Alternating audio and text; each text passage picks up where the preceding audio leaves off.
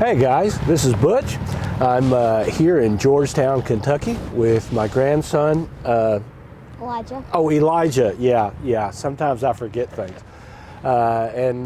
We're here to do a story today. It's actually a story that you're familiar with, and one, Elijah, that you heard on Sunday. We actually did this story in Sunday school with the children for Easter Sunday. Not your typical Easter Sunday morning story. So stick with us as we talk about Numbers chapter 21.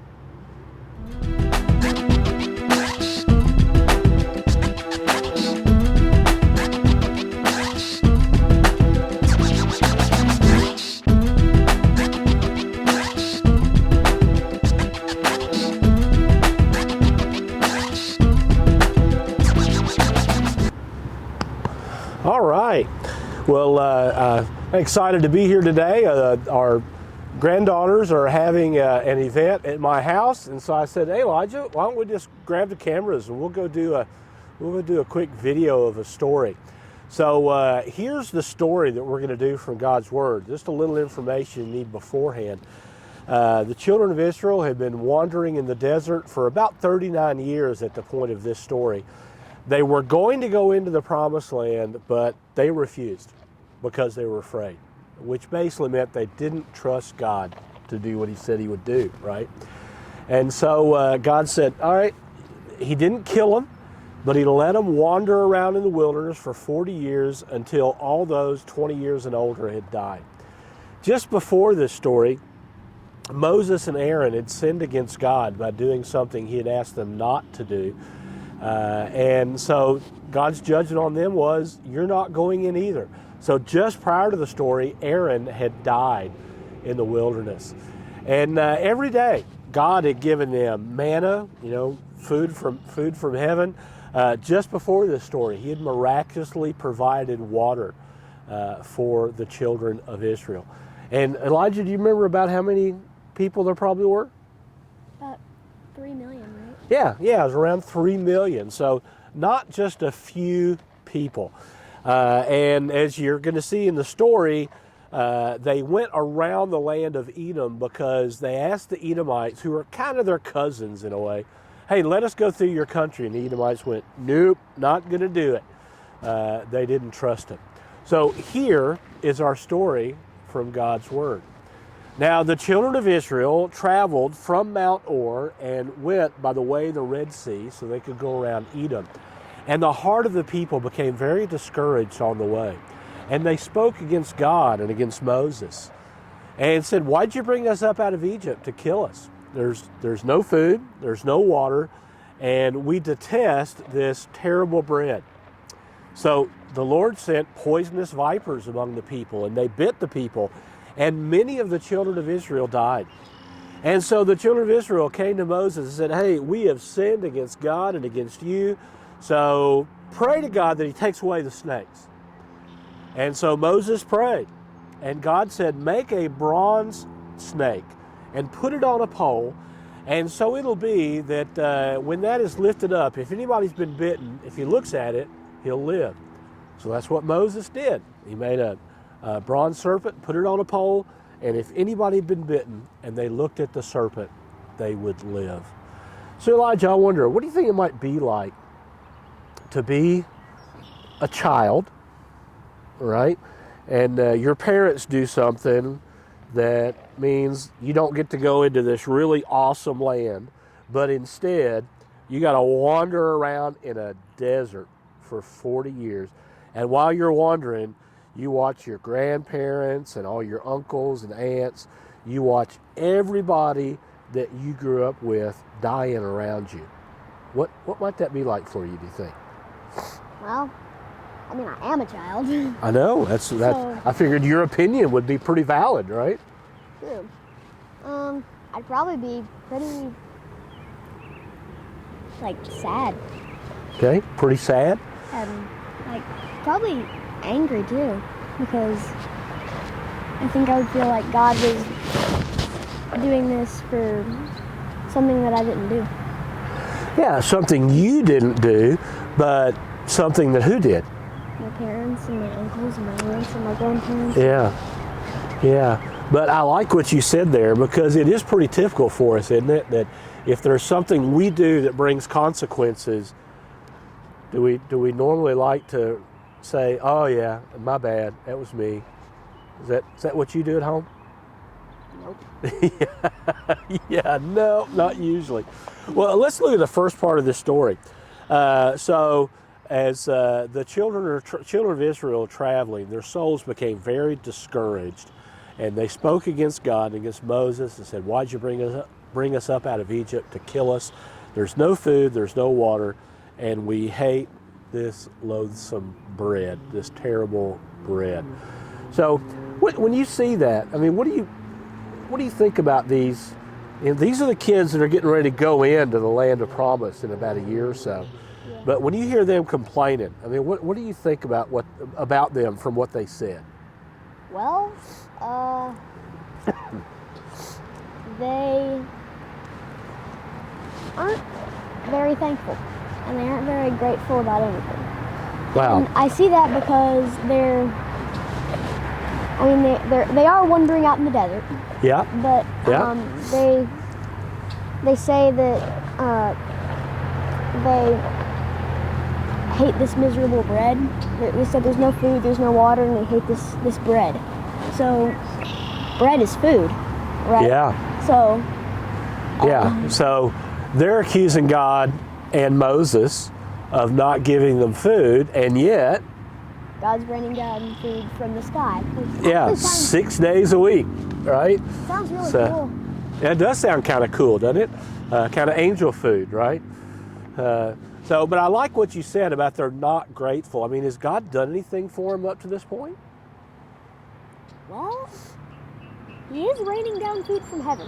Okay, yeah. And He gave them water from the rock, and gave them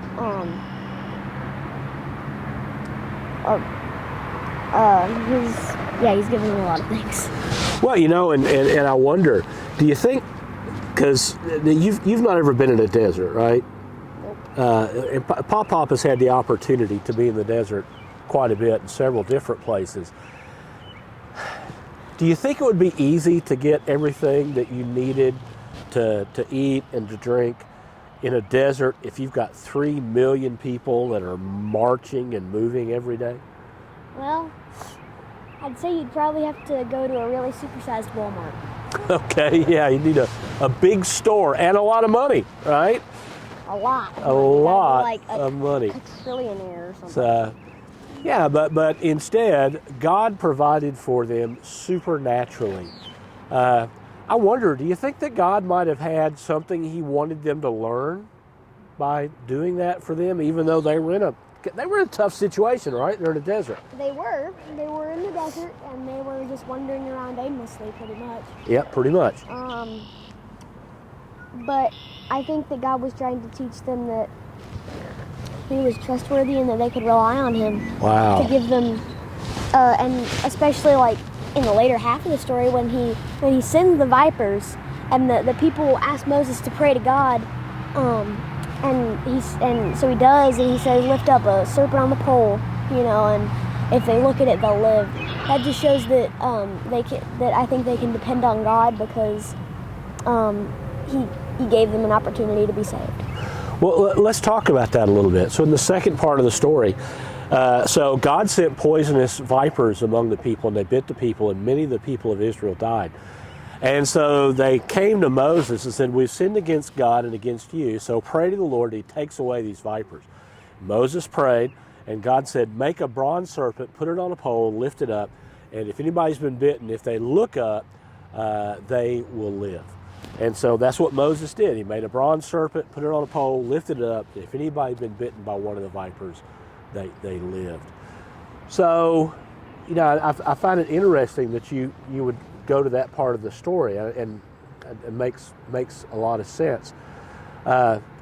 We're talking about some things that God might want them to learn.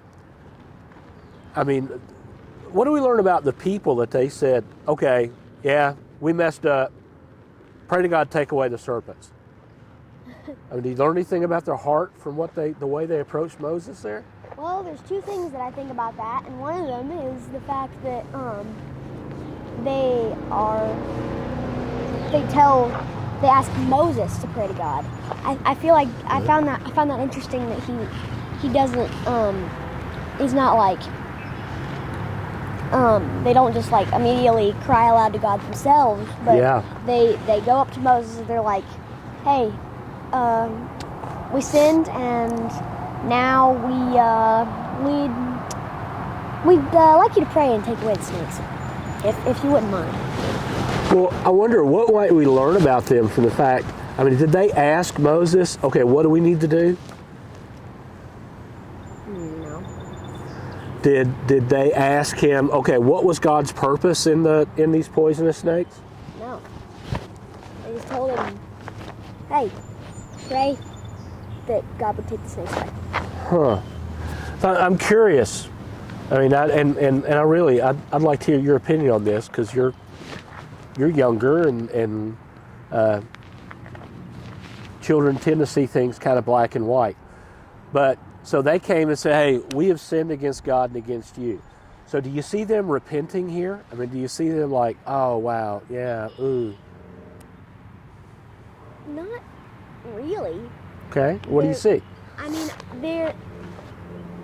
I think that they're sorry but I only think they're sorry. I don't think they're genuinely sorry, because the first thing they ask him is that would they take away the snakes. So I don't know I don't think they're genuinely repentant. I think that they just like told Moses that they repented so that he would pray and take away the snakes. I think they were sorry because of the snakes. So kind of sorry they got caught? Yeah. So I think if the snakes hadn't come, they definitely would not have. I don't think they would have repented. Okay, all right. So they're sorry for their consequences then, and not about the fact they've offended God and Moses. Is that what you see? I mean, I'm that way too. Okay. I mean, by the end, I feel like I really am sorry, because I know that I did a bad thing, but It takes a while to get there sometimes, right? It does, yeah. Yeah. Like, I do something wrong, and then I get the punishment, and then I'm sorry. It's like, no, I'm sorry, no. Yeah. No. Yeah. Don't do this to me. Yeah. Don't give you consequences for what I ask you to do. Yeah. Well, it's what was it that was killing the people? Yeah. If you guys can't hear through the microphone, it's hissing. It's serpents. So, and what did God say to make a kind of a statue or a model of? A snake. So a model of what bit you? I think that's the same way with Jesus, because the story points forward to Jesus, and Jesus says that. I mean, yeah, he says that in John 3. As Moses lifted up the serpent in the wilderness, so must the Son of Man be lifted up. I forgot the rest of the verse. Yeah. So whoever believes in him should not perish. But the model, I think, the snake was a model of what was hurting the people. And when Jesus got up there, he became a model of sin, because he took all our sin upon himself. Yeah, well, it's back in the story here in Numbers. So I wonder what it might have been like to be one of those people laying on the ground and poisonous vipers. I mean, do you think that was a comfortable or uncomfortable thing if you got bit? I think it was uncomfortable, and I also think that the snakes must have had really powerful venom to be able to kill the people quickly. Because it would have had to at least killed within 5 minutes.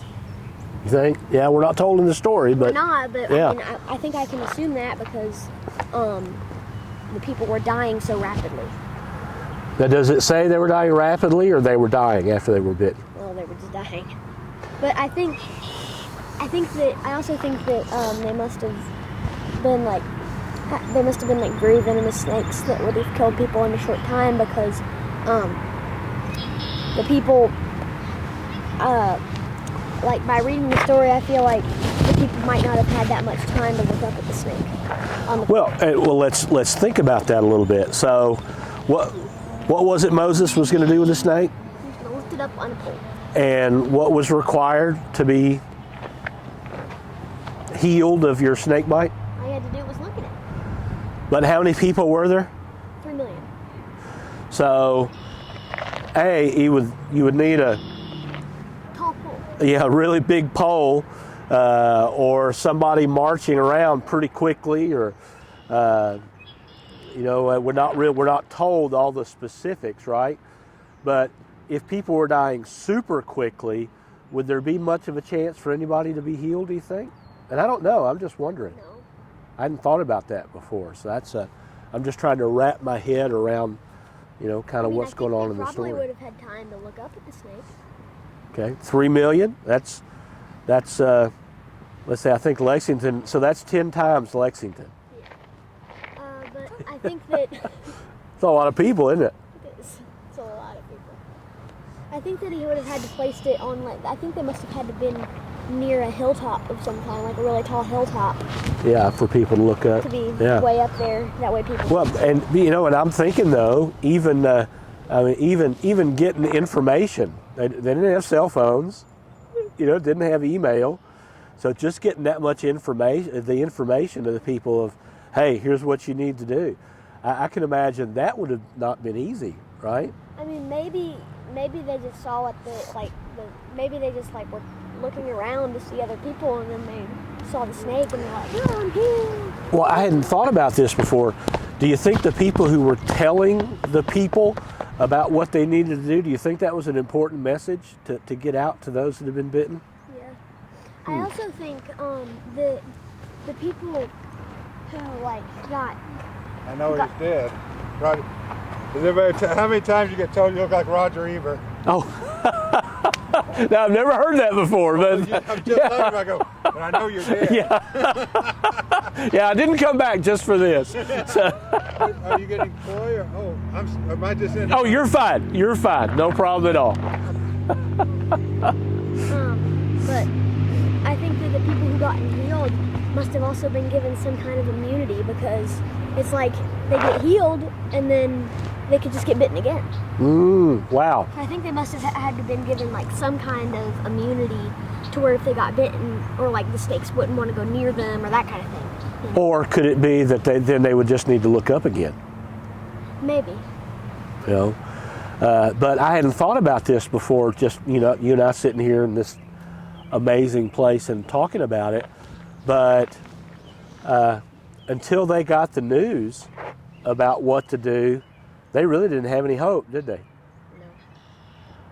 I mean, because it wouldn't have been natural for somebody just to go, oh, there's a bronze serpent on a pole. I bet if I look up at that, I'm going to be healed, right? That's not where your mind's going to jump to, is it? Well, I think if they're like, hey, there's a bronze serpent on a pole, I think they're looking at it, so I think they'd probably be... Okay.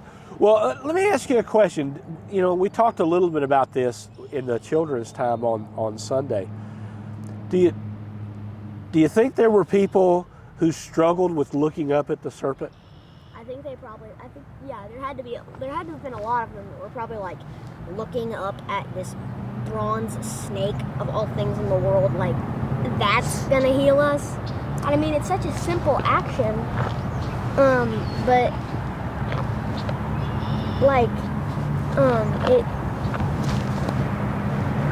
some people just didn't want to do it, and giving your life to Jesus is such a simple action, but a lot of people just don't want to do it. Yeah, it's almost too easy, right? Even though it cost Jesus everything, it's almost too easy for some people to believe. Yeah. Well, you were talking earlier about the fact that the people seemed like they were upset about their consequences, not about their sin. And you mentioned that, that kind of happens with you today. what are some kind of situations that kind of thing might? Like my sisters take something that is like mine, and I don't want them to mess with it, and they don't put it down, or like if mommy has me like.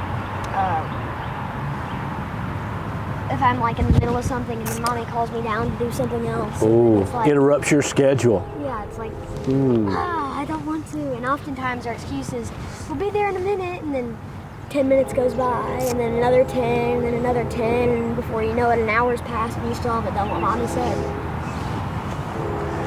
Yeah, I think there's a lot of us like that in life that, there's circumstances that, I think of people I know that get speeding tickets or roll through a stop sign without actually fully stopping, and then can't believe that officer gave me a ticket, when really we deserved it.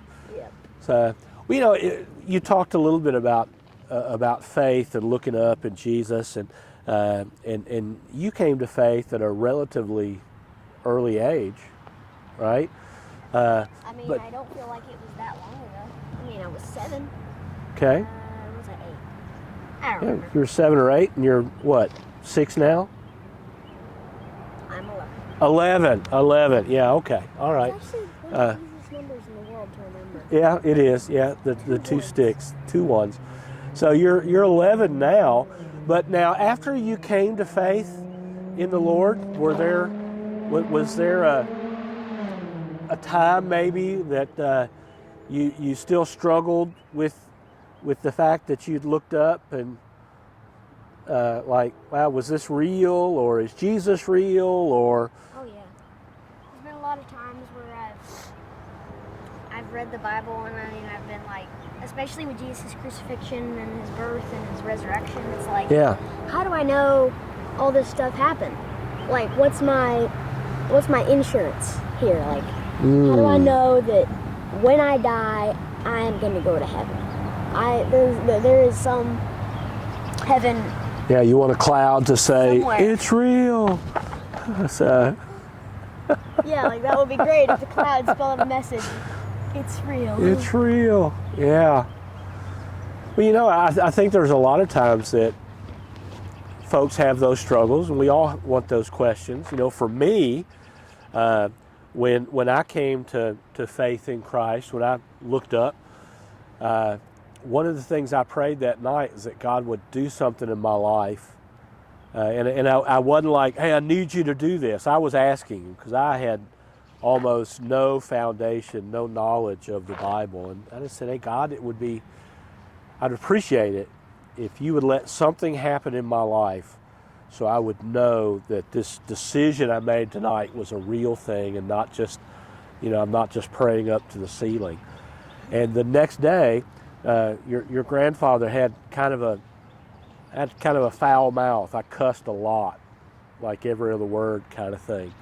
And I was playing basketball in a city park with some guys, and I got fouled, and I didn't cuss the guy. It was, and it was so exciting because I knew that wasn't me. I knew I wasn't, there've been things in my life that God has worked on, sins in my life that God has convicted me about, like, hey, you need to work on this, and it's been harder to give those things up. But that was a direct answer to my prayer. And God didn't have to do that, but for me, I sure do appreciate that he did. Well, buddy, I thank you for hanging out with me here by this amazing pond. I was hoping the turtles would come out. For you guys, appreciate you all hanging out with us. This story is in Numbers chapter 21, I think verses 4 through 9 or thereabouts. We'd love to see your comments in the comment section. If you have questions, we'd love to hear that as well. And if you'd not subscribed to the channel, it would, it'd help us out. We're just trying to build this thing up. Never going to be an internet influencer, but just, we're just trying to get some stories out there and give some people ideas of how you can dig into a story with questions and by just having a conversation with somebody that you borderline like. So, all right, guys, thanks for joining us. Keep on telling those Bible stories. You gonna wave at him, Elijah? Yeah. Hey, there we go. Bye, guys.